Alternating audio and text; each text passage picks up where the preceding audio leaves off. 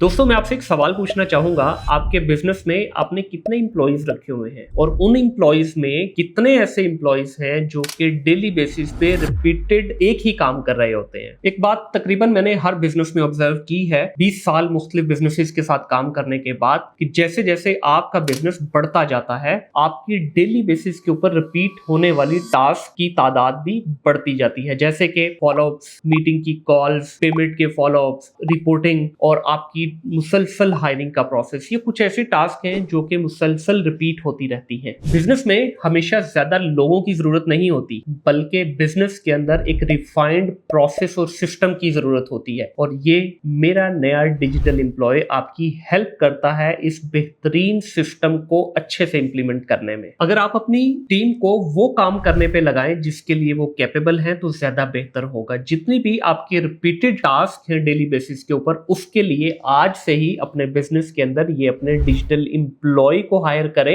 ये आपकी प्रोडक्टिविटी को बेहतर बनाएगा। अब आप इस वीडियो में कमेंट करके बताएं कि आपके डेली बिजनेस के अंदर सबसे ज्यादा रिपीट होने वाली टास्क कौन सी है। फिर मैं आपको कमेंट में बताऊंगा कि ये डिजिटल एम्प्लॉय आपकी कैसे हेल्प कर सकता है।